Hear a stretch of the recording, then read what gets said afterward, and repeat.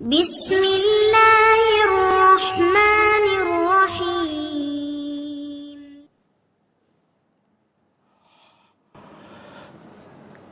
அஸ்ஸலாமு அலைக்கும் வரஹ்மத்துல்லாஹி வபரகாத்துஹு. அன்பிற்குரிய சகோதர சகோதரிகளே, நீங்களும் ஆலிம்களாக என்ற ஆலாம் பாடத்தில் நேற்றைய தினம் பக்ரா அத்தியாயத்தினுடைய கடைசி 2 வசனங்களில், சிறப்புக்குரிய வசனங்களில் ஒரு வசனத்தை பார்த்து முடிச்சிட்டோம். இறுதி வசனம் பக்ரா அத்தியாயத்தின் கடைசி வசனமாக இருக்கக்கூடிய 286, மொத்தம் 286 வசனம் அந்த சூறாவில் இருக்கிறது. அந்த 286வது வசனத்தை பார்க்குறோம். அதில் என்ன சொல்லப்படுதுன்னா, இஸ்லாமிய ஒரு அடிப்படை கொள்கைகள், பல சட்டங்கள் எடுப்பதற்குரிய சொற்களை உள்ளடக்கி அற்புதமான ஒரு வசனம் இது. அதில் என்ன சொல்லப்படுதுன்னா, லா யுகல்லிஃபுல்லாஹு நஃப்சன், அல்லாஹ் சிரமப்படுத்த மாட்டான் நஃப்சன், ஒரு ஆத்மாவை, ஒரு மனிதனின்னு வச்சுக்கிறீங்களேன். லா யுகல்லிஃபுல்லாஹு நஃப்சன், ஒரு மனிதனுக்கு அல்லாஹ் சிரமம் தரமாட்டான். இல்லா உசாஹா, அவனுடைய சக்தியை தவிர, இயன்றதை தவிர. உசாண்டா இயன்றது, இல்லா உசாகாண்டா அந்த நஃப்ஸுக்கு இயன்றது. நஃப்ஸுண்டா மனுஷன் வச்சுக்கிட்டோம். இல்லா உசாகாண்டா அந்த நஃப்ஸுக்கு, அந்த ஆன்மாவுக்கு இயன்றதை தவிர வேறு எதுக்கும் அல்லாஹ் கஷ்டப்படுத்த மாட்டான். ஒன்று செய்ய நல்லா சொல்கிறான்னு சொன்னால் இயன்றது தான் செய்ய சொல்லுவான். இயல்லைன்னா அது இருக்காது. நோன்பு வைக்க சொல்கிறான், இயன்றதானே வைக்கணும். இயல்லைன்னு சொன்னால் அது சிரமப்படுத்த மாட்டான், விட்டுரு பேசாமல். நோன்பே வைக்க முடியும், தள்ளாத வயசாகிடுச்சு, தீராத நோயாகிடுச்சு, விஷம் விட்டுரு, இவ்வளோதான். அது மாதிரி தொழுகிறதுக்கு நின்றுக்கிட்டு தொழ முடியல, உட்காந்து தொழுகு, இல்லாட்டி படுத்து தொழு, மனசாலையை நினைக்க முடியாதுன்னு அது சொல்ல முடியாது. அப்படி எல்லாத்துலேயும் ஒரு சலுகை, தண்ணி பயன்பட முடியாட்டி தயமத்தை செய், இப்படின்னு எல்லாத்துக்கும் என்ன இருக்கிறது, ஒரு சலுகையை கொடுக்குறான். எதனாலன்னு கேட்டால், அவனுக்கு இயலுமா என்பதை எல்லாம் பார்க்குறான். எந்த ஒரு சட்டத்தை அமல்படுத்துவதாக இருந்தாலும் அவனுக்கு இயலுமா. இதில் எல்லா விதமான தவறான ஆன்மீக கருத்துக்களும் தவிடுபடியாயிரும். ஒருத்தன் என்ன செய்கிறான், கை சாப்பாட்டுக்கே வழி இல்லை, இவன் போய் என்ன செய்கிறான்னா கடன் வாங்கிட்டு போய் ஹஜ்ஜிக்கு போகிறான். இது ஒன்று நல்லா சொன்னானா? உன் சக்தின்றால உன்கிட்ட இருந்தால் தானடா உனக்கு சக்தி, உங்ககிட்ட இல்லையே. இல்லாட்டி இது கடன் வாங்குற, கடன் வாங்கி குர்பானி கொடுக்கணுமா, கடன் வாங்கிக்கிட்டு குடும்பத்துக்கு ட்ரெஸ் எடுக்கணுமா? அப்போ அந்த கடன் சக்திக்கு உட்பட்டு தான் செய்யணும். எதையுமே சக்திக்கு உட்பட்டு மட்டும் செஞ்சிரு. துன்யாவாக இருந்தாலும் சரி, ஆகிரத்தாக இருந்தாலும் சரி. இதில் ஒருத்தன் உறுதியாக இருந்தான்னு சொன்னால் அவன் கடனாளி ஆக மாட்டான். இவனுங்கதா இன்றைக்கி வாங்கிட்டு என்ன செய்யலாம், அங்கே ஒன்று இங்கே 1 லட்சம் 1 லட்சம் வாங்கிட்டு கடைசி கொடுக்க முடியலை. ஏன் கொடுக்க முடியலை? எதுக்கு நீ வாங்கின? உனக்கு உன்ட்ட இல்லை. அப்போ ஏன் கடன் போட்டு வாங்குற? கடன் வாங்குறதா இருந்தால் தான் முன்னாடி நீனே சம்பாரித்து அந்த சேமித்து வச்சுருப்பிய. உன்னுடைய சம்பாத்தியம் உன்னுடைய வரவுக்கும் செலவுக்கும் சரியாக இருக்கும்போது திடீர்னு ஒரு 10 லட்சம் ஒருத்தனை கடன் வாங்கினா எப்படி நீ கொடுப்ப? எங்கேருந்து அது வரும்? வராது. அப்போ சக்திக்கு மீறினதுனால எல்லாமே, எல்லா விதமான இபாதத்துகள்லையும் சக்திக்கு மீறி எல்லாம் சிரமப்படுத்த மாட்டான். துன்யாவுடைய விஷயங்கள்லையும் கூட நீங்கள் சக்திக்கு மீறி உங்கள் மீது சிரமத்தை இழுத்து போட்டால் ரொம்ப கஷ்டப்படுவீங்க. அதுக்கு தான் அல்லாஹ் சொல்கிறான், லா யுகல்லிஃபுல்லாஹு நஃப்சன், எந்த ஆத்மாவையும் அல்லாஹ் சிரமப்படுத்த மாட்டான். இல்லா உஸ்ஆஹா, அதனுடைய சக்திக்கு தவிர, உஸ்ன்னா இயலுமானதை தவிர வேறு எதுக்கும் அல்லாஹ் சிரமப்படுத்த மாட்டான்னா செய்யுமாறு கட்டளையிட மாட்டான் அப்படிங்கிற ஒரு விஷயம். அது ரசூலுல்லாஹ்வுடைய பெரிய சம்பவங்கள்லாம், ஒரு தள்ளாத வயசில் உள்ள ஒரு ஹஜ்ஜி கூப்பிட்டு போகிறாங்க. இந்த பக்கம் ஒரு மகன், அந்த பக்கம் ஒரு மகன், தோளில் கை போட்டு நிற்க முடியலை, தரன்னு இழுத்துக்கிட்டு போகிறாங்க. என்னடா இதுன்னொன்று அவர் நடந்த ஹஜ்ஜி பண்ணுறாரு, நேர்ச்சி பண்ணிட்டார். இப்படி ஒன்று யார் சொன்னால், நடக்க இயலாட்டி வாகனத்தில் ஏற்றி கூட்டிகிட்டு போவியா, இதுக்கு நடந்துக்கிட்டு போகிறாங்கிறாங்க. ஏழுங்கிறது தான் கணக்கு. நடந்து போகிறோன்ட்டு நேர்ச்சி பண்ணியிருந்தா கூட ஏலாட்டி நீ அதையும் செய்கிற, அதில் ஏழு போனதை செய் அப்படின்ட்டு வழிகாட்டுறாங்கல்ல. இப்படி எல்லா அம்சங்களும் அதே மாதிரி தான் இருக்கிறது. அதில் உணவு இந்த லாயு கல்லிஃபுல்லா இல்லா நஃப்சன் இல்லா உசாஹா என்பது நீங்கள் வாழ்க்கையில் சந்திக்கிற ஏராளமான விஷயங்களுக்கு தீர்வாயிரும். அடிக்கடி நினச்சி பாருங்கள், சக்திக்கு உட்பட்டு தான் செய்யணும். சக்திக்கு உட்பட்டு தான் துன்யாவுலையும் செய்யணும், ஆகிரத்து விஷயத்தையும் செய்யணும்னு நினச்சி பாருங்கள். எவ்வளோ நிம்மதியான வாழ்க்கை. கூழு தான் குடிக்க முடியும்னா கூழை குடிச்சிட்டு தெரியும், அதான் உனக்கு சக்தி, உனக்கு அவ்வளோதான் தந்திருக்கான்னா அதுக்குள்ளே வாழ். ஒரு நாளைக்கு உனக்கு 100 ரூபா தான் சம்பாதிக்க முடியும்னா 100 ரூபாய்க்குள்ளே தான் வாழ்க்கை நடத்தணும். 100 ரூபா தான் வருமானம் வருதுங்கும்போது இதுக்கு 500 ரூபாய்க்கு நடத்துகிற. சக்திக்கு மீறி உனக்கு சக்தி என்ன, 100 ரூபா உனக்கு வருமானம் 100 ரூபா வருதுன்னு சொன்னால் உன்னால் 100 ரூபா அளவுக்கு செலவு பண்ண முடியும் என்பது உன் சக்தி. பிறகு என்னத்துக்கு அவன் 200 ரூபாய்க்கு செலவு பண்ணிவிட்டு 100 ரூபா கடன் வாங்குற. அப்போ ஒவ்வொரு மனுஷனும் இந்த பெரிய மனோதத்துவம் இதில் இருக்கிற ஒவ்வொரு மனுஷன் உலகத்தில் வாழும் பொழுது அவனுக்கு என்ன இருக்குதோ அதை கொண்டு தான் வாழணும். சக்திக்கு மீறி நான் எதுக்கு என்னை சிரமப்படுத்தணும்னு நினச்சான்னு வைங்க, அவனுக்கு எந்த கவலையுமே இருக்காது. நிம்மதியாக இருப்பான், கடன் வாங்க மாட்டான், அடுத்த ஆளுக்காக பிறருக்காக நம்ம வாழ முடியுமா? நமக்காக தானே வாழானே. கடன் வந்துட்டு அவனை தரப்போகிறான், அவனை தரவா போகிறான்? தரமாட்டான். அதனால் அதுலேயும் நீங்கள் அப்படி கவனமாக இருக்கணும். அதே மாதிரி இபாதத்து அதெல்லாம் வரக்கணுமா என்ன செய்யணும்? விஷால் டெய்லி நோன்பு வைக்கிறவங்க ரசூலுல்லாஹ் தடுத்தாங்களா இல்லையா? அது தினசரி நோன்பு வைக்கிறீங்கன்னு கண்டிக்கிறாங்க. எனக்கு நபிங்கிற முறையில் எனக்கு சிறப்பு சலுகை இருக்கிறது, நீங்களும் யாரும் என்ன செய்யக்கூடாது, தொடர் நோம்புலாம் வைக்கக்கூடாதுன்னு ரசூலுல்லாஹ் தடுத்தாங்கல்ல. அப்படிலாம் இருக்குது. எதனால் தடுத்தாங்கன்னா கஷ்டப்படக்கூடாதுங்கிறது தானே. அதனால் எல்லாமே நம்ம இஸ்லாத்தில் சிரமப்படுறது. ராத்திரி பூரா நின்று வணங்குறாங்கிறான், காலையில் பூரா நோன்பு வச்சுருக்கேங்கிறாங்கன்ட்டு சில சஹாபாக்கள் இருக்கும்போது ரசூலுல்லாஹ் கண்டிச்சாங்களா இல்லையா? சில அபுதர்தாங்கிற ஒரு சஹாபியும் இந்த அம்ர் இப்னு ஆஸ் அவர்களும் ரொம்ப அதிகமாக ராத்திரி பூரா நின்று வணங்கி பகல் பூரா நோன்பு வச்சுக்கிட்டு அவங்க குடும்பத்தாரையே கவனிக்காமல் மனைவியை சந்தோஷப்படுத்தாமல் இருந்தாங்க. இந்த 2 பேரையும் ரசூலுல்லாஹ் கண்டிச்சாங்களா இல்லையா? அப்போ நீங்கள் ஒரேடியாக எக்ஸ்ட்ரீமாக ஹலக்கல் முத்தனத்திவும் ஆழமாக மூழ்கியவர்கள் நாசமாக போனார்கள். எல்லாம் லிமிட்டு, எல்லை மீறி போயிடக்கூடாது. ஆன்மீகங்கிற பேரில் ஒரே தஸ்பீ உருட்டிக்கிட்டு கடைக்கும் போகாமல் தொழிலுக்கு போவோம், பள்ளிவாசல் தூணில் சாஞ்சிக்கிட்டு சுப்ஹானல்லாஹ் இதான் இஸ்லாமு. அதெல்லாம் இது அடங்கும். எல்லாம் எந்த சக்தி, உன் சக்தி என்ன அதை மட்டும் செய்யி, இவ்வளோ தான் முடியும்னா மீதி வேலை சோறு திங்கணும்ல. நீ சோறு திங்கிறதுக்கு சம்பாதிக்காமல் பள்ளிவாசலில் தஸ்பீ உருட்டினா எப்படி உனக்கு வாழ முடியும்? அப்படிங்கிறலாம் யோசிக்கணும். எல்லாத்துக்கும் இந்த ஒரு வரையில் தீர்வு இருக்குது. லா யுகல்லிஃபுல்லாஹு நஃப்ஸன், எந்த நஃப்ஸையும் அல்லாஹ் சிரமப்படுத்த மாட்டான். இல்லா உசாஹா, அதுக்கு இயன்றதை தவிர, அதுக்கு இயலுமானதை தவிர எதுக்கும் கஷ்டப்படுத்த மாட்டான். ஒரு விஷயம். அடுத்தது என்னன்னு கேட்டால் லஹா, அந்த ஆத்மாவுக்கு இருக்கிறது மாக்கலை. அந்த நஃப்ஸுங்கிறது பெண்பாலை பயன்படுத்துவாங்க. நஃப்ஸுங்கிற சொல் வந்துச்சுன்னா ஹார்டு தான் போடுவாங்க, ஹூண்டு போட மாட்டாங்க. லஹாண்டா நீ நஃப்ஸி, அந்த மா கசபத்து பெண்பாலாக இருக்கிறதுனால கசபன்னு வராமல் கசபத்து, மாங்கிறது அல்லதியுடைய அர்த்தம். லஹா அல்லதி கசபத், அது சம்பாதிச்சது அதுக்குரியது. ஒரு ஒரு ஒரு நஃப்ஸ் இருக்குன்னு சொன்னால் அவன் சம்பாதிச்சது தான் அவனுக்குரியது. இதுவும் இஸ்லாமிய அடிப்படையான கொள்கை. நீங்கள் நேரத்தில் உங்களுக்குரிய அமலை நீங்கள் செஞ்சுக்கணுமே தவிர நீங்கள் தொழுவ மாட்டீங்க, நோன்பு வைக்க மாட்டீங்க, ஒன்றுமே செய்ய மாட்டீங்க. நீங்கள் செத்த பிறகு உங்களுக்கு பாத்தியா போது அனுப்பி விட்ருவோன்னா என்னது? உங்கள்கிட்டக்கு நீ இல்லைப்பா தேடணும். அதை சொல்லுது. லஹா மா கசபத், அந்த நஃப்ஸு சம்பாதித்தது அதுக்குரியது. லஹா மா கசபத்துன்னா அந்த ஆன்மா எதை சம்பாதிக்கிறதோ அது அதற்குரியது. இந்த லஹாங்கிற வார்த்தை இருக்குல்ல, இந்த லஹாங்கிற வார்த்தையை, இந்த லாம் இருக்குல்ல, இந்த லாமு என்பதற்கு ஒரு தனியான பயன்பாடு இருக்குது. எந்த இடத்துல லாமு என்பதையும் அலாண்டு ஐன் லாம் இருக்குல்ல, அது அலா ஐன் லாம் வரும்ல அலா, இந்த ரெண்டையும் பயன்படுத்த முடிகிறதோ அந்த இடத்துல என்ன வரும்னு கேட்டால், அலாண்டு வந்துச்சுன்னா கெட்டதை குறிக்கும், லாம குறிச்சின்னு சொன்னால் நல்லதை குறிக்கும். இப்போ லஹா மா கசபத், அவன் சம்பாதித்தது அவனுக்கு உரியதுங்கிற லஹா வந்திருக்குல்ல, லஹான்னு வந்ததுனால அவன் சம்பாதித்த நல்லது அவனுக்கு உரியது. லஹா மா கசபத்துன்னா அவன் செஞ்ச நல்லது அவனுக்கு உரியது. அடுத்து என்ன வரும்னா அலைஹா, அந்த நஃப்ஸுக்கே உரியது, கெட்டதுக்கு உரியது. கெட்டதை குறிக்கிறதுக்கு அலா போடுவாங்க. மக்தசபத்து, அந்த ஆன்மா சம்பாதித்த கெட்டது அதுக்குரியது. அவன் செஞ்ச நன்மையும் அவனுக்குரியது, அவன் செஞ்ச தீமை அவனுக்குரியது. அப்படிம்போம்ல, அதுக்குள்ளே வார்த்தை தான். நல்லா என்ன செய்கிறான்னு கேட்டால், லஹாங்கிற வார்த்தை நன்மைங்கிற வார்த்தையெல்லாம் அங்கே போடப்பட்டிருக்காது. லஹாண்டாலே நன்மையை தான் குறிக்கும். அலைஹாவில் கெட்டதுன்னு அங்கே போடப்பட்டிருக்காது. அலாண்டால அதை தான் குறிக்கும். அப்போ லஹா மா கசபத்துன்னா அவன் சம்பாதிச்ச நன்மை அவனுக்கு உரியது. அலைஹா மக்தசபத், அவன் சம்பாதிச்ச தீமைன்னு வச்சுக்கிறணும். இந்த அலா வந்ததுனால தீமைங்கிறதுக்கு தான் யூஸ் பண்ணுவாங்க. அது பயன்பாடு அதுக்கு தான் உள்ளது என்ற காரணத்தினால அலைஹா மக்தசபத்து, அவன் செஞ்ச தீமை அவனுக்கு உரியது. அப்போ அவன் செய்த நன்மை அவனுக்கு உரியது, அவன் செய்த தீமை அவனுக்கு உரியது. இதுவும் இஸ்லாமிய ஒரு ஃபண்டமெண்டலான கொள்கை. தீமை ஒருத்தன் தப்பு செஞ்சான்னு சொன்னால் ஒருத்தன் தப்புக்கு அவனை அடுத்தால தண்டிப்பாங்களா? தண்டிக்க மாட்டாங்க. அப்போ பேசிக்காக ஒரு கொள்கை. இப்போ உதாரணமாக கிறிஸ்துவ மார்க்கத்தில் என்ன செய்வாங்கன்னு கேட்டால், ஆதம் நபி தப்பு செஞ்சதுனால மனுஷன்லாம் பாவியாக பிறக்கிறாமாங்க. அவர் தப்பு செஞ்சால் நான் எதுக்கு பாவியாக பிறக்கணும்? அவர் செஞ்ச தீமை அவருக்குரியது. ஆதம் தப்பு செஞ்சார்னு சொன்னால் அந்த தீமை யாருக்குரியது? அது ஆதமுக்கு தானே உரியது. எனக்கு என்னத்துக்கு அது பங்கு அதில் இருக்குது? அதுக்கெல்லாம் அந்த கிறிஸ்துவ கோட்பாட்டுக்கெல்லாம் மறுப்பு தான் இது. அலைஹா மக்தசபத்து, நன்மைக்கு அப்படி தான். ஆனால் நன்மை அவனுக்கு உரியது என்பதில் மாத்திரம் சில விதிவிலக்குகள் மார்க்கத்தில் சொல்லப்பட்டிருக்கு. இதுக்கு மாற்றமாகவும் சொல்லப்பட்டிருக்கு. என்ன சொல்லப்பட்டிருக்கு?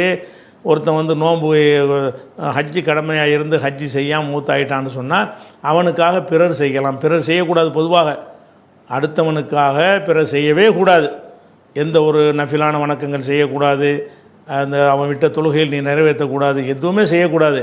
என்ன செய்யலான்னு விதிவிலக்கு இருக்குன்னு கேட்டால், அவன் விட்ட கடமையாக இருக்கிற ஹஜ்ஜை செய்யாமல் போனான். கடமையாக இருக்கிற ஹஜ்ஜை செய்யாட்டி தான்.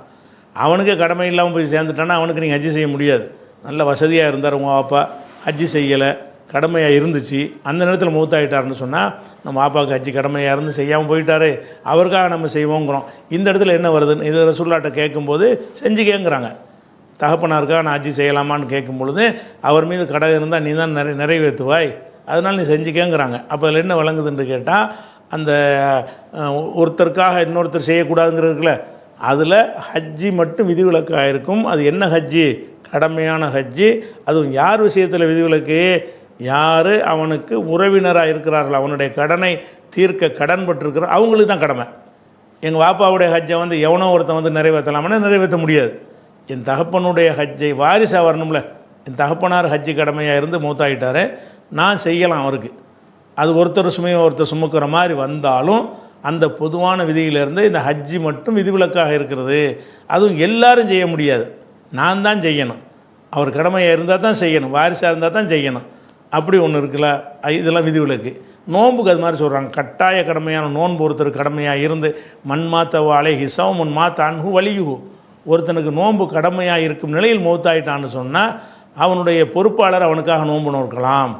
உங்கள் தகப்பனாரோ தாயாரோ ஒரு 10 நோன்பு விட்டுட்டாங்கன்னு உங்களுக்கு நல்லா தெரியுது, மூத்த போயிட்டாங்க, 10 நோன்பு விட்டு மூத்தா போயிட்டாங்களே, இன்னும் அடுத்த வருஷம் வரைக்கும் இருந்தால் தானே அவங்க நோன்பு நோக்க முடியும், என்ன செய்கிறது அப்படின்னு நினச்சிங்கன்னு சொன்னால் நீங்கள் வச்சுருங்க. அதை மண்மாத்த வாழைஹி சௌமுன், ஒருத்தருக்கு நோன்பு கடமையாக இருக்கும் நிலையில் மரணித்து விட்டாரையானால் சாம அன்ஹு வலியுகு, இது புகாரில் வரக்கூடிய ஹதீஸ். அவருடைய வழி பொறுப்பாளர் வந்து அவருக்காக நோன்பு நோக்கட்டும், அதுவும் பொறுப்பாளர் தான் செய்யணும். எங்கள் வாப்பா விட்ட நோன்பை வந்து யாரோ ஒரு அப்துல் காதர் நிறைவேற்ற முடியாது, அவருக்கு என்ன இருக்குது சம்மந்தம், எனக்கு தான் சம்மந்தம் இருக்குது. அப்போ பெற்றோருக்காக வேண்டி பிள்ளைகள் என்ன செய்யலாம், அல்லது பிள்ளைகளுக்காக பெற்றோர் வாரிசு இருக்கக்கூடியவர்கள் அப்படி செய்யலாம்னு அப்படி இருக்குது, அது விதிவிலக்காக இருக்கிறது. அதே மாதிரி வந்து இறந்தவருக்காக செய்கிற தர்மங்கள் எவ்வளோ நாள் நீங்கள் செய்யுங்க. இறந்துட்டாரா, அவர் செஞ்ச நன்மை அவருக்கு உள்ளதாக இருந்தாலும் அவர் பேரில் நீங்கள் தர்மம் செஞ்சீங்க என்று சொன்னால் அவருக்கு போய் சேருமான்னு கேட்டால் சேரும்ட்டாங்க. இந்த 3 தான் 3. அப்புறம் துவாக்கள். இதை தவிர பாக்கி எல்லாமே அவன் செயல் அவனுக்கு தான். வேற ஆள் செயல் குர்ஆன் ஓதி நான் அவருக்கு சேர்த்து வைக்கிறேன், அது ரசூலுல்லாஹ் சொல்லலை. நான் வந்து 100 பிள்ளைகளுக்கு வந்து புஸ்தகம் வாங்கி கொடுக்குறேன்டா, அது சேரும், தர்மத்தில் சேரும். தர்மமான விஷயங்களாக இருந்தால் சேரும். அது இல்லாமல் நான் வந்து ஒரு 10 நஃபிலான நோன்பு வச்சு எங்கள் வாப்பா கூட, நஃபிலுக்கெல்லாம் உனக்கு கிடையாது. கடமையான நோன்பை விட்டுட்டாருன்னா அவர் தண்டிக்கப்படக்கூடாதுங்கிறதுக்காக அல்ல ஒரு கிருபை செஞ்சு உனக்கு தந்துருக்கிறான். அவர் நஃபிலான நோன்பெல்லாம் அதிகமாக எங்கள் வாப்பா நிறைய நன்மை கிடைக்கட்டுன்னு சொல்லி மாதத்துக்கு 10 நாள் நான் நோன்பு வச்சு எங்கள் வாப்பாவுக்கு சேர்க்குறேன்டா, உங்கள் வாப்பாக்கெல்லாம் சேராது. ஏன்னு கேட்டால் அவர் செஞ்சால் தான் அவருக்கு கிடைக்கும். அந்த நோம்பில் எது விதிவிலக்கு? கடமையான நோன்பு மட்டும்தான் விதிவிலக்கு. அதுவும் நீங்கள் அதனுடைய வழியாக இருந்தால் தான் நீ நிறைவேற்றணும் அப்படிங்கிற ஒரு விஷயம் இருக்குது. இதை தவிர பாக்கி எல்லாத்துக்கும் இந்த ரூல் பொருந்தும். எது? லஹாமா கசபத், அவன் செஞ்ச நன்மை அவனுக்கு, அலைஹா மக்தசபத், அவன் செஞ்ச தீமை அவனுக்கு உரியது. இந்த விஷயத்துலேயும் ஒரு பேசிக்கான கொள்கை அமைஞ்சிருக்கா. அடுத்து இன்னொரு இது பேசிக்கான கொள்கை தான். என்ன கொள்கை? ரப்பனா எங்கள் இறைவா, லா துஆஹிதுனா, எங்களை பிடிச்சிராதே. ரப்பனா எங்கள் இறைவா, லா துஆஹிதுனா, எங்களை பிடித்து விடாதே. ஆகதனை பிடிக்கிறது. லா துஆஹிதுனான்னா வந்து எங்களை விலக்கல் வினையில் உள்ளது. லா துஆஹிதுனா, எங்களை பிடிச்சிராதே. இன் நசீனா, நாங்கள் மறந்து விட்டால், அகுத்தானா, தவறுதலாக செய்து விட்டால். இன் நசீனாண்டா நாங்கள் மறந்து விட்டால், அல்லது அகுத்தானா நாங்கள் தவறுதலாக செய்து விட்டால் எங்களை பிடிச்சிராதே. ரப்பனா எங்கள் இறைவா, எங்களை நாங்கள் மறந்துட்டாலும் பிடிச்சிடாதே, தவறிட்டாலும் பிடிச்சிடாதே. மனிதன் வந்து இந்த 2 பிழைகள் மனுஷன்கிட்ட ஏற்படாமல் இருக்காது. நம்ம எத்தனை விஷயங்களை வந்து அல்லாஹ் தடுத்திருக்கிற பல விஷயங்களை, கெட்ட பல விஷயங்களை மறதியாக செஞ்சுருவோம், அல்லது மறதியாக நல்ல விஷயங்களை செய்யாமல் விட்டுருவோம். மறதியின் காரணமாக என்ன நடக்கும்னு கேட்டால் கெட்டதை செஞ்சுருவோம், அல்லது நல்லதை செய்யாமல் விட்டுருவோம். 2க்கும் மறதி காரணமாக இருக்கும். அப்போ மறதியினால் ஒருத்தன் ஏதாவது ஒன்று விட்டுட்டான்னு சொன்னால் அதுக்கு வந்து அல்லாஹ் கேள்வி கேட்பான்னா கேட்க மாட்டான். மறக்கத்தானே செஞ்சு அதுக்கு இப்போ உதாரணம் நேரம் குறிக்கப்பட்ட கடமைன்னு தொழுகை இருக்கிறது. அவன் என்ன செஞ்சான்? நேரம் குறிக்கப்பட்ட கடமை தான் இருந்தாலும் என்ன செஞ்சான்? ஏதோ ஒரு வேலையில் ஈடுபட்டு இருந்தான், அப்படி மறந்து போச்சு. அப்புறம் பார்த்தா மகரிப் டைம் ஆச்சு, அப்போ தான் அவனுக்கு ஞாபகம் வருது. வேணும்னு செய்யலை. அப்படி இருந்தால் அதெல்லாம் குடிக்க மாட்டான், மறதி தானே, ஏன் வந்துடும் தொழுவு. இது மாதிரி நிறைய விஷயங்கள் மறந்து போயிடும். அப்படி மறந்துருச்சின்னு சொன்னால் அல்லாஹ் என்ன செய்ய மாட்டான், கேட்க மாட்டான். இன்னொன்று வந்து தவறுதலாக செய்வது. தவறுதலாக என்று சொன்னால் நம்ம ஒரு விஷயத்தை செய்வோம், அது வேறு ஒன்றா முடிஞ்சு போயிடும். சும்மா ஒரு ஆள் லேசாக தட்டி கொடுப்போம், சேர்த்து போயிடுவான். ஒரு ஆளை கூப்பிட்டு என்ன செய்வோம், என்னடா நல்லா இருக்கேடான்னு கேட்டு நெஞ்சில் தட்டுவோமா, அவனுக்கு அட்டாக் வந்துடும். அவனுக்கு வரணும்ன்றது வந்துருச்சு. இது வந்து அவனுக்கு நம்ம கொலை செஞ்சது ஆகுமான்னு ஆகாது, உலகத்துலேயும் ஆகாது. உலகத்துலையாவது பிடிச்சி கிடிச்சு கேஸை போட்டு அப்புறம் இல்லை நிரூபிச்சு ஒரு கஷ்டப்படணும். நல்லா உடனே நெஞ்சிருவான், அதில் நீக்கிடுவான் அவங்கள. அப்போ தவறுதலான முறையில் நீங்கள் செஞ்சது பாரதூரமான விளைவை ஏற்படுத்துறீங்க. ஒரு கல்லை எடுத்து ஒரு மாம்பழத்தை அடிக்கிறீங்க மரத்தில் உள்ளதை, அது தப்பி போய் ஒரு ஒருத்தனுடைய மண்டையில் பதம் பார்த்துருச்சு, ஆள் போயிட்டான். கொலை செஞ்சீங்கன்னு வருமா, வராது. ஏன்னு கேட்டால் நீங்கள் செஞ்சது நெசந்தான், தவறுதலாக தானே செஞ்சீங்க. தவறுதலாக ஒன்று நடந்து விட்டது என்று சொன்னால், ஒரு பந்து அடிக்கிறீங்க, ஒரு கிரிக்கெட் மேட்டை அடிக்கிறீங்க, சும்மா அடிக்கிறீங்க, கிரிக்கெட் பந்து தானே அடிக்கிறீங்க, அது கரெக்டாக பார்த்து ஒருத்தன் கண்ணில் போட்டு கண்ணை குருடாக்கி பிடிச்சின்னா அதுக்கு என்ன செய்ய முடியாது, தண்டிக்க முடியாது. அதெல்லாம் தவறுதல். அவனுக்கு கண்ணை குருடாக்கிறக்க நம்ம அடித்தோம் இல்லை.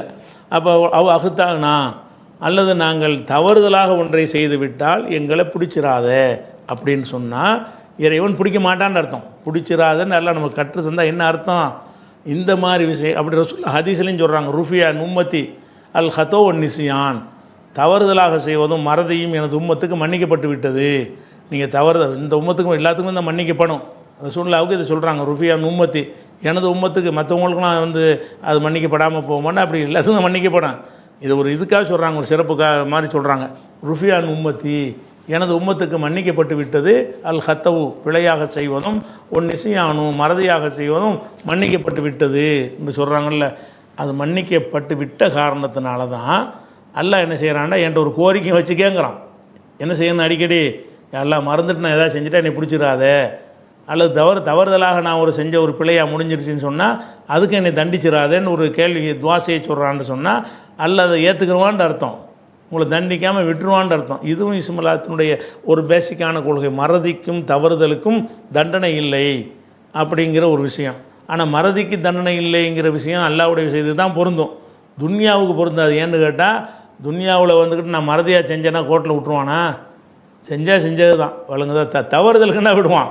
மறதியாக செஞ்சுட்டேன்னு என்ன செய்ய மாட்டான், நான் ஏன்டா ஃபைன், ஏன்டா வருமான வரி கட்டலை, மறந்துட்டா போயிட்டு ஒன்று விட்ருவானா, கட்ட சொல்லுவான். ஏன்னா மறதி உள்ளம் சார்ந்தது, அது அறிந்தவனுக்கு தான் முடியும், மனுஷனால் அறிய முடியாது, அல்லாஹ்வால் அறிய முடியும். மறதியாக செஞ்சுட்டேன்னு நீங்கள் மனுஷன்ட்ட போய் சொல்ல முடியும்ல, அல்லாட்ட போய் மறந்துட்டேன்னு போய் சொல்ல முடியுமா, முடியாது. நெசமாக மறந்தால் தான் சொல்ல முடியும். அப்போ மறதிக்கு தண்டனைங்கிறதுல மனுஷன் கூட என்ன செய்கிறான், மறதிக்காக தண்டிக்க தான் செய்கிறான், அல்லாஹ் தண்டிக்க மாட்டான். காரணம் என்னென்னு கேட்டால் அவன் மறந்தானா மறக்கலையான்னு அவனுக்கு தான் தெரியும், அல்லாஹ்வுக்கு, மனுஷனுக்கு தெரியாது. அதான் ரப்பனா எங்கள் இறைவா லா துஆஹிதுனா, எங்களை பிடித்து விடாதே, நசீனா வக்தனா, நாங்கள் மறந்து விட்டால் அல்லது தவறுதலாக செய்து விட்டால் எங்களை பிடித்திராதே. அதுக்கடுத்தது இன்னொரு கோரிக்கை வைக்க சொல்கிறான் அல்லாஹ். என்னென்னு கேட்டால் முந்தைய சமுதாயத்திற்கு கொஞ்சம் அதிகமான சட்டத்திட்டங்கள் எல்லாம் கொடுத்துருந்தான். சிரமம் 50 வக்து தொழுகைன்னு கொடுத்தான்ல மூசா நபிக்கெல்லாம், நமக்கு தந்தானா இல்லை, அதை குறைச்சி விட்டான். இப்படி நிறைய சட்டங்கள், அது மாதிரி கோயிலில் தான் போய் வழிபடணும்னு அவங்களுக்கு வச்சுருந்தான் அல்ல. நமக்கு நினைஞ்சிட்டான் எங்கே வேணாலும் தொழுக, பூமி முழுசும் பள்ளிவாசல்னு சொல்லிட்டான். இப்படி அந்த சமுதாயத்துக்கு கொடுக்கப்படாத பல விஷயங்கள் நம்ம சமுதாயத்துக்கு இருக்குது இல்லையா. அது இருந்தாலும் எல்லாம் என்ன செய்கிறான்னு கேட்டால் அதை என்கிட்ட கேளுன்னு வர சொல்கிறான். ஒலா தஹ்மில் இறைவா ரப்பனா, எங்கள் இறைவா, ஒலா தஹ்மில் அலைனா, எங்கள் மீது சுமத்தி விடாதே, எங்கள் மீது நீ சுமத்தி விடாதே, யுஸ்ரன் சிரமத்தை சுமத்தி விடாதே, கமா ஹமல் தஹு அதை நீ சுமத்தியது போல, அலல்லதீன மின் கபலினா எங்களுக்கு முன்னர் இருந்தார்களே, முந்தைய சமுதாயம் யஹூதி நசாராக்கள் மற்ற சமுதாயங்கள், அவர்கள் மீது நீ சுமத்தியது போல சிரமத்தை எங்களுக்கு சுமத்திராதே. நிறைய விஷயங்கள் இஸ்ரவேல் மக்களுக்கு நிறைய விஷயங்கள் அவங்களுடைய திமுருக்காகவே எல்லாம் ஹராமாக்கினான், சிரமமாக்கினான். ஒரு ஒட்டகத்தை இருக்கிறீங்கன்னா ஒட்டகத்தில் எல்லாம் திங்கலாம்ல, மலை ஜலத்தை கழிச்சு விட்டு தோலை கழிச்சு விட்டு எல்லாத்தையுமே சாப்பிடக்கூடியது தானே. அவங்களுக்கு என்ன சட்டம் போட்டான்ல, அவங்களுடைய திமிரின் காரணமாக அவங்களுக்கு என்ன செஞ்சிட்டோம், கொழுப்பு அது மாதிரி இப்படி விஷயங்கள் அந்த மிருகத்தில் நமக்கு ஹலாலாக இருக்கிற பல விஷயங்கள் அவங்களுக்கு ஹராமாக்கி வச்சுட்டான்ல. இதெல்லாம் அவங்களுக்கு கொடுத்த சிரமங்கள். அந்த மாதிரி சிரமத்தை எங்களுக்கு தந்துடாதெல்லாம் நம்ம கேட்கணும் அல்லாட்ட. ஒலா தஹ்மில் அலைனா இஸ்ரன், எங்கள் மீது ஒரு சிரமத்தை சுமத்தி விடாதே, கமா ஹமல் தஹு அலல்லதீன மின் கபலினா எங்களுக்கு முன்னர் இருந்தவர்கள் மீது சுமத்தினாயே அந்த மாதிரி சிரமத்தை தந்துடாதே.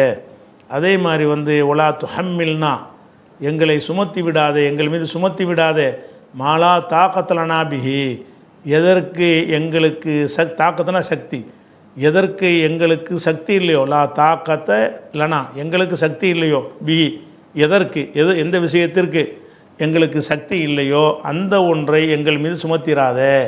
எங்களுக்கு சக்திக்கு முடியாத ஒரு வேலையை தந்து, இது துன்யாவுக்கு வரும்ல, சக்திக்கு மீறிய ஒரு பணியை தலையில் வந்து ஒரு வேலைக்கே சேர்றோம், முடியாத வேலையை தலையில் சுமத்தினாண்ட கஷ்டம்தான், நல்லதுன்னு கேட்கணும்.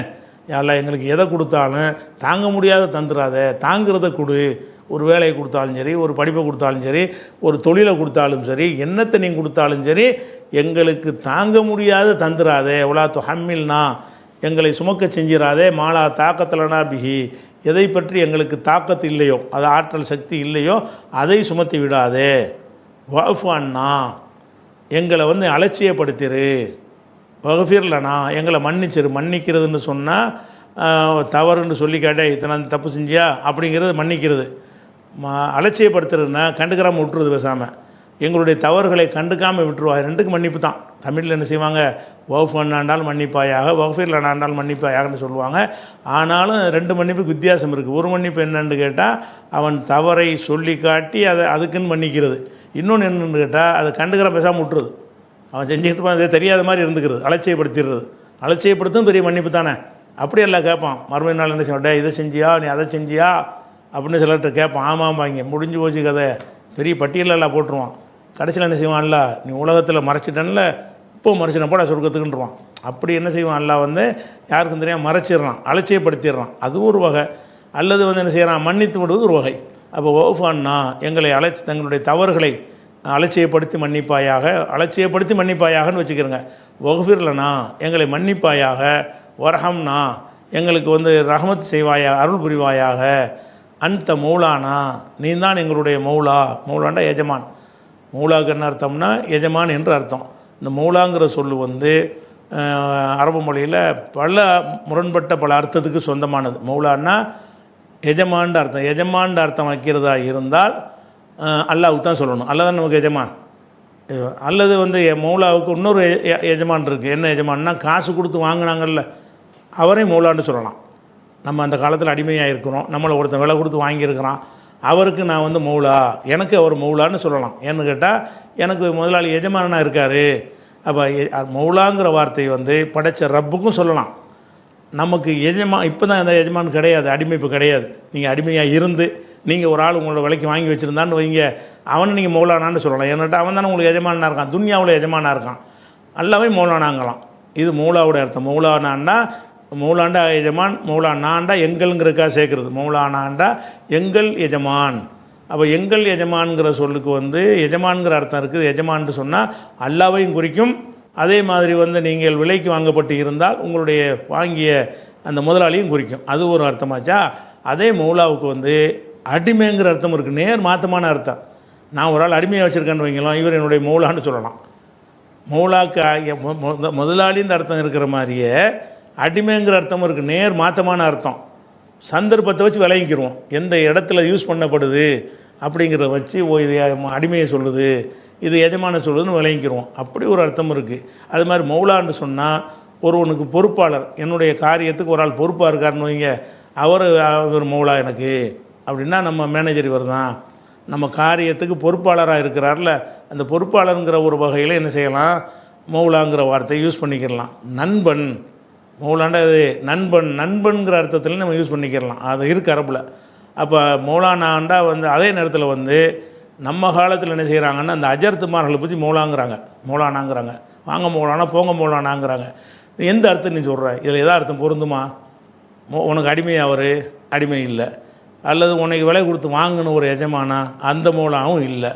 உனக்கு நண்பனா, நண்பனுங்கிற மௌலாங்கிற வார்த்தை யூஸ் பண்ணுறாங்க. நீ அவன் உன்னை விட ஒரு மேலானவனுக்கு யூஸ் பண்ணுறாங்களா? நண்பனுங்கிற அர்த்தம் இருக்குது, நீ எதுக்கு யூஸ் பண்ணுற? நண்பனுங்கிற அர்த்தத்துக்கு யூஸ் பண்ணலையே. மௌலானான்னு ஒரு ஆளை சொன்னாலும் என்ன அர்த்தம், மௌலானா அப்படி அவன் உன்னை விட மேலானவன் அப்படிங்கிறதுக்கு பயன்படுத்துகிற. அப்போ அந்த மௌலா அர்த்தமும் கிடையாது. அப்போ நீ என்ன செய்யலை, நண்பனுங்கிற அர்த்தத்தில் நீ யூஸ் பண்ணலை, உனக்கு அடிமைங்கிற அர்த்தத்தில் யூஸ் பண்ணலை, உனக்கு எஜமானுங்கிற அர்த்தத்தில் யூஸ் பண்ணலைன்னா மேலானவன்கிற அர்த்தத்தில்னா அப்போ அல்லாங்கிற இடத்துல நீ யூஸ் பண்ணுறப்ப அப்படிங்கிறதுனால இந்த மௌலானாங்கிறது இவங்க தங்களுக்கு தாங்களும் இந்த அஜர்த்து மார்க்கு போட்டுக்கிறாங்க. எவ்வளோ பெரிய தப்பு. மௌலாக்கு அந்த அர்த்தம் இருக்குது, இந்த இருக்குதுன்னு சமாளிப்பாங்க. அந்த அர்த்தத்தில் நீ பயன்படுத்துறியா? அப்படி எல்லாரும் நீ வந்து எனக்கு மௌலானா நான் உனக்கு மௌலானான்னு சொல்லி நண்பர்னா அதான் அர்த்தம். நீ எனக்கு நண்பர்னா நான் உனக்கு நண்பர் தானே. அப்போ உங்களை வச்சா ஒருத்தன் வந்து மௌலானான்னு கூப்பிட்டா வாங்க மௌலானா நீ திருப்பி கூப்பிடுவியா? அப்போ நண்பருங்கிறதுல பயன்படுத்தலை. இவங்க என்ன செய்கிறாங்கன்னா மௌலானாண்டா அல்லாவுக்கு பயன்படுத்துகிற வார்த்தையை நம்மளும் பயன்படுத்திக்கிட்டு நம்ம வந்து இறைத்தன்மை மாதிரி ஒரு மரியாதையை பெறுவோம் என்பதற்கு செய்கிறாங்களே தவிர இது வந்து டேஞ்சரான வார்த்தை. மௌலானாங்கிறது நீங்கள் பயன்படுத்தலாம், அந்த அர்த்தம் இருந்தால் பயன்படுத்தலாம். நீங்கள் அந்த நண்பன் என்ற அர்த்தத்தில் நீங்கள் பயன்படுத்தவில்லை. நண்பன்கிற பயன்படுத்தினா 2 சைடும் பயன்படுத்தலாம், நீங்கள் 1 சைடு தான் பயன்படுத்துகிறீங்க. அப்படின்னு பார்க்கும்பொழுது இந்த அந்த மௌலானாங்கிறது அல்லாவுக்கு தான் சொல்லணும். ஒரஹம்னா எங்களுக்கு அருள் புரிவாயாக, அந்த மௌலானா நீ தான் எங்களுடைய எஜமான், ஃபன்சுர்னா எங்களுக்கு உதவி செய்வாயாக, அலல் கோமில் காஃபிரின் நிராகரிக்கிற கூட்டத்திற்கு அலாண்டா எதிராக இந்த கெட்டதுக்குன்னு சொன்னோம்ல, லில் கோமில் காஃபிரின்னா நான் அவங்களுக்கு சாதகமாக உதவி செய்வாயாக, அலல் கோமில் காஃபிரின்னா அவங்களுக்கு பாதகமாக உதவி செய்வாயாகன்னு அர்த்தம்.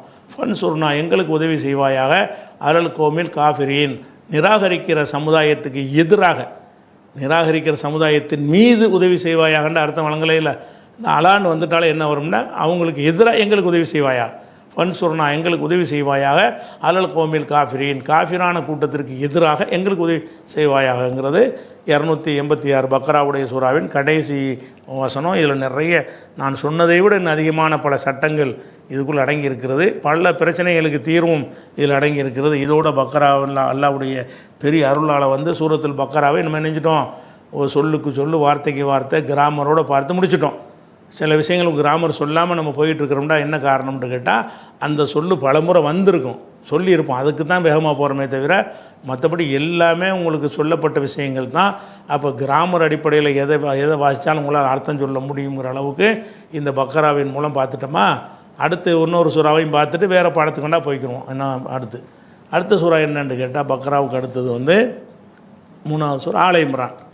ஆல இம்ரான்னு சொன்னால் இம்ரான்டா ஒரு ஆளுக்கு பேர், ஆல இம்ரான்னா இம்ரானுடைய குடும்பத்தார்.